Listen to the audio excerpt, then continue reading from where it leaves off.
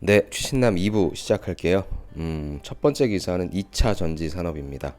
10조 볼보 계약 단엔 LG화학. 전기차 기업 선언한 볼보에 리튬이온 배터리 장기 공급, 세계 차업체 20곳 중에 13곳을 탑재한다라고 하는 명실공히 세계적인 그리고 국내 최고의 배터리, 전기차 배터리 기업이 되는 거죠. LG화학 전기차 배터리 매출 전망이 2019년도에 5조 원에서 한 10년 후에는 10조 원, 한 2배 성장이네요.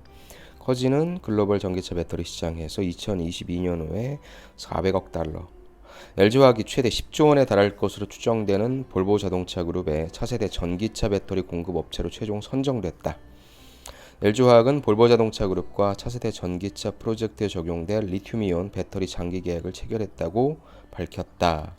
구체적인 공급 규모는 밝히진 않았지만 관련 업계에서는 최소 5년 이상 장기 계약으로 전용 플랫폼을 통해 대량 생산한다는 점, 볼보가 전기차를 집중 육성한다는 점을 봤을 때 10조 원 정도라고 좀 보고 있다라는 거죠. 일례로 이전에 폭스바겐 같은 경우에는 2025년까지 50조 원 규모의 배터리 공급 계약을 체결한 것으로 알려져 있다라고 얘기합니다. 아무튼 갈수록 자동차 메이커들은 화석 연료를 쓰기보다는 전기차 배터리를 통해서 쓸 거고요. 차량이 소유가 아닌 공유로 가면서 이러한 움직임은 더욱더 활발해질 것이기 때문에 시장을 선점한다는 차원에서 하나하나씩의 계약건들은 들어올 것 같고요. LG화학이 어찌됐건 국내 기업에서는 가장 중심적인 역할을 할 것이라고 생각합니다.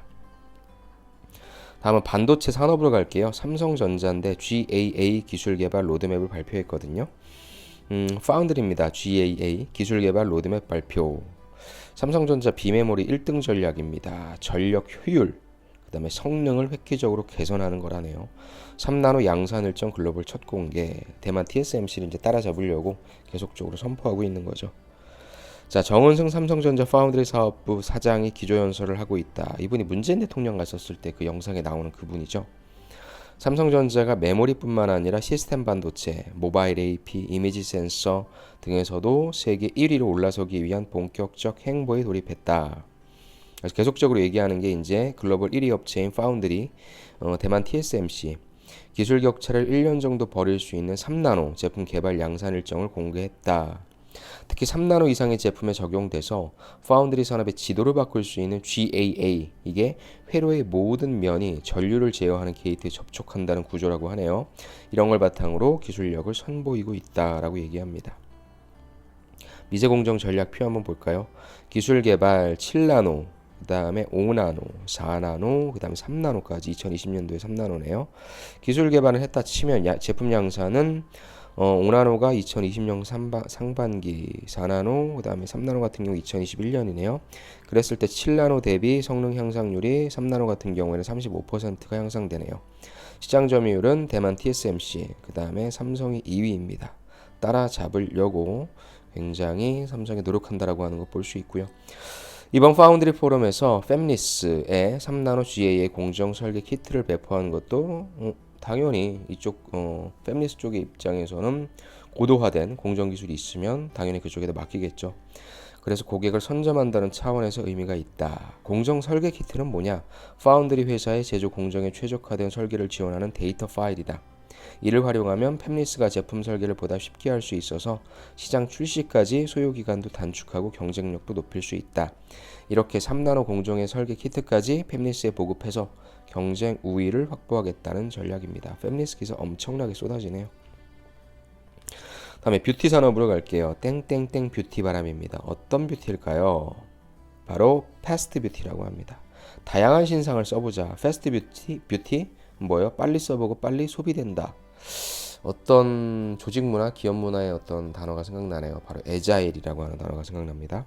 화장품의 트렌드가 변화가 빠르고 뷰티의 유튜버 영향이 커지면서 한 제품만 쓰던 소비 탈피, 샴푸도 가족 구성원 따로 씁니다. 한마디로 얘기해서 화장품 시장에 패스트 뷰티 바람이 불고 있다. 한 가지 제품을 꾸준히 사용한다라기보단 다양한 제품을 비교하고 경험하면서 빠르게 이동하는 소비자가 늘고 있기 때문이다. 이렇게 패스트 뷰티 트렌드를 이끈 것은 소셜미디어다. 특히나 뷰티 유튜버 인기가 높아지면서 이들이 추천하는 제품에 대한 수요가 늘고 있다. 자, 온라인에서 화제가 된 제품은 오프라인 매장으로 빠르게 들여오는 게 중요해졌다. 뷰티 시장은 속도가 느리면 뒤처지기 쉽다라고 얘기하네요. 와, 국내 등록된 화장품 품목 수가 2008년도에 6만 5천 개에서 2017년도 한 10년 후쯤 됐을 때는 거의 2배가 넘네요. 그죠? 200%. 비교적으로 저렴한 제품을 자주 구매하는 패스트뷰티에 맞춰서 트렌드에 민감한 색조 카테고리에 매장한 운영 상품 수를 지난해보다 16.7% 늘린다라고 얘기하네요. 그래서 롭스, 랄라, 블라, 뭐 올리브영 다 관련된 내용들이니까 이쪽에 지원하시고 이쪽에 최종 면접 보러 가시는 분들은 이런 트렌드 꼭 파악하시기 바랍니다. 다음 시사 용어가 오랜만에 나왔네요. 요건 제가 또 하나 빼서 만들어 드릴게요. 간단하게만 봅시다. 스푸핑, 과밀부담금, 자 테니어 보팅, 그 다음에 스푸핑, 그 다음에 소니번호법, 컷 창반, 그 다음에 과밀부담금, 베어마켓 랠리, 고용 탄성치, 크런치 모드. 와, 어려운 것들 투성이네요. 근데 이거는 뭐 시사 용어긴 한데 여기 매경 테스트에 나오는 또 시사 용어라 조금 난이도가 있다고 생각은 됩니다. 따로 빼드릴게요. 일단 국제경제입니다. 미국 중국 무역 분쟁과 원화값이라고 하는 내용인데요. 경제신문은 내 친구라고 해서 조금 쉽게 풀어쓴 내용이죠. G2, 미국과 중국을 얘기하죠.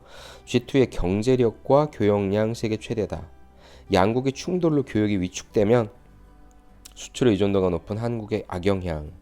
그렇다 보면은 달러 등 안전자산 선호 커지고 또 원화 등 신흥국 통화 매력 감소 그쪽으로 빠져나가니까요. 최근 미중 무역 갈등이 고조되면서 달러당 원화값이 요동치고 있다. 요동친다라고 하는 것은 원화값의 가치가 떨어지고 있다. 그래서 1달러 대비 1,000원, 1달러 대비 1,200원까지 간다라고 얘기하고 있는 거죠. 환율이란 서로 다른 두 통화의 교환 비율을 얘기한다. 환율이 오른다는 건 미국 통화 가치가 세진다는 거죠. 한국 통화 가치는 약해진다는 말이죠. 왜 오르내리냐? 금융시장에서 주가가 해당 기업의 영업 실적 전망에 따라 좌우되듯 통화 가치도 당연히 각국의 경제 정치 변수에 따라 변화한다. 한국의 원화 가치가 하락했다는 것은 한국의 경제 정치 변수가 좋지 않다는 얘기가 되겠죠. 최근에 미중 무역 갈등에 왜 원화 값이 급락하냐? 요건 좀 볼게요. 국제사회에서 가장 막강한 경제력과 교역량을 보유한 두 나라가 서로 관세를 물리면서 교역을 위축시키면 그 여파는 수출 의존도가 높은 주변국에도 당연히 닿겠죠. 특히 우리나라는 미국에 또 중국에도 수출을 많이 하기 때문에 의존도가 높습니다. 지난해 우리나라의 국가별 수출 비중은 중국이 26.8%, 미국이 12%로 공교롭게도 1위 위입니다. 즉 무역 갈등이 심화될수록 우리나라 경제 여건 악영향 당연히 미치겠죠. 따라서 우리나라 아까도 말씀드린 것처럼 경제적 여건이 안 좋아지니까 원화 가치가 떨어져요, 올라가요, 떨어지겠죠. 또 한편으로 갈등이 지속될수록 달러는 강세를 띱니다. 왜? 시장은 불확실성을 싫어하거든. 그러니까 안전자산인 달러로 이동한다는 거죠. 대표적 안전자산은 미국 달러, 일본 엔화를 매수하는 세력이 늘어서 그만큼 이들의 통화 가치는 상승하게 되고 반대로 원화를 비롯한 신흥국 통화는 위험자산으로 분류되는 만큼 투자 매력도가 떨어집니다. 그런데 원화 가치가 떨어지면 수출엔 유리하다라고 제가 이전에 취경남에서 말씀드렸죠. 수출업체 입장에서는 이런 호재가 없을지 모릅니다. 같은 1만 달러에 팔아도 한 달 전보다 50만 원을 더 받을 수 있잖아요. 또 외국 제품에 비해 가격이 싸게 들어가니까 가격 경쟁력 높아지기 때문이죠. 하지만 이렇게 단적으로 긍정적으로만 보기 어렵습니다. 왜? 원화 약세의 배경이 다름이 아니라 세계 교역 위축 우려, 우리나라 수출 감소 등 경기 둔화 우려에 있기 때문입니다. 그러니까 우리나라가 수출을 할 수 있는 제반적인 환경, 수출을 해서 가격 경쟁력을 먹을 수 있는 환경은 잘 갖춰졌지만 수출 자체가 안 되기 때문에 경쟁력이 없다라고 보는 거죠. 그래서 원화 약세에 따른 일시적 수익성 개선, 환차익으로만 일이 일비할 게 아니라 산업구조 재편, 신성장 동력 발굴에 힘써야 한다는 지적이 잇따라 나오는 이유가 있다라고 하는 겁니다. 이해되셨죠? 지금 제2의 사드 사태가 발생한다고 얘기하고 있죠. 화웨이가 안 팔리게 된다면 1차원적으로는 뭐 삼성전자가 단기적인 혜택을 볼 수 있겠지만 화웨이에 부품을 공급하고 있는, 특히나 반도체를 공급하고 있는 SK하이닉스의 실적은 떨어질 수 있죠. 또 화웨이의 장비를 샀던 LG U 플러스 같은데 이제 또 화웨이가 보복을 시작하게 된다면 또 골치 아파지게 되는 거죠. 아무튼 진짜 굉장히 안 좋은 상황에 있습니다. 그다음에 토론 면접 이슈. 자, 공수처 설치죠. 공수처가 뭐냐? 고위공직자 범죄수사처입니다. 이걸 패스트 트랙으로 지정되면서 공수처 설치를 놓고 법조계 등에서 찬성 반대 의견이 첨예하게 대립되고 있다. 찬성. 이분은 검찰 권한남용 가능성을 견제할 수 있고 수사권 조정 한계는 보완하면 된다라고 하는 입장인 거고요. 반대 입장이신 부분은 설치 근거 자체가 헌법에 위배된다. 또 대통령 직속의 사찰기구 우려될 수 있기 때문이다라고 하는 이 사람 얘기도 맞고 이 사람 얘기도 맞는 건데 일단 첫 번째 여러분들 공수처가 무엇인지 모르는 분들 많을 것 같아요. 무엇인지에 대한 개념 잡으시고요. 찬성의 이론, 그다음 반대 이론도 한번 가져가 주시기 바랍니다. 이커머스 산업, 누이 좋고 매부 좋고 뭐 때문에 선주문이라고 합니다. 이커머스 선주문 열풍이네요. 디자인 기능을 먼저 공개해서 선주문을 받는다고 합니다. 그래서 일정 수량 이상 되면 제작에 착수한다고 하네요. 소비자들은 싸게 사서 좋고 판매자는 재고와 반품 부담이 없어 좋다. 11번과 ssg.com 등 대기업도 가세한다고 하네요. 자, 온라인 펀딩 플랫폼 하고에서 연간 20억 원어치 이상 팔리는 하고백과 카카오 메이커스에서 6만 6천 개가 팔린 통째로 세탁하는 기능성 손백의 코튼 샤워는 대표적인 선주문 상품이라고 하네요. 자, 이길 배송, 새벽 배송은 물론 3시간 배송까지 빨리 물건을 받아보는 것이 미덕으로 여겨지는 이커머스 업계에서 주문 후에 7개월 이상도 기다릴 수 있지만 이런 프리오더, 선주문 모델이 확산되고 있다네요. 소비자에게는 이미 제품 디자인이나 구성 기능을 미리 공개하고 선주문을 받아서 일정 기간 목표 금액이나 수량을 달성하면 제작하는 시스템이라고 합니다. 크라우드 펀딩과 유사한 모델인데 고객들은 기다리는 시간만큼 저렴한 가격에 물건을 구매하고 유통업체는 반품률이 낮은 데다 재고 부담을 덜어서 윈윈할 수 있다고 하네요. 자, 수요 예측도 가능하고 생산에 필요한 비용 등도 미리 마련할 수 있어서 상대적으로 자금력 등이 부족한 신생 브랜드들이 사업을 키우기에 유리한 구조라고 하네요. 소비자들 호응이 뜨거워지면서 국내 유통 대기업들까지 속속 관련 시장에 진출하고 있다는 내용이니까 이커머스 쪽 한번 꼭 보시기 바랍니다. 다음에 조직 문화로 좀 빼봤습니다. 카톡 보고에 즉답하는 젊은 총수시대. 정의선, 구광모, 조원태, 재계 3세 4세죠. 이런 사람으로 대거 세대 교체되면서 격이 없고 유연한 사고로 경영 판단 빠르고 과감해졌다. 젊은 총수들의 경영 키워드네요. 이거는 여러분들 인사팀, 조직 문화 쪽 하시는 분들은 이런 거 갖고 가세요. ABCD, A는 애자일, 민첩이죠. 빠르고 과감한 의사결정. B는 본 소셜, 사회 친화라고 하네요. 사회적 가치, 소통 중시 여긴다.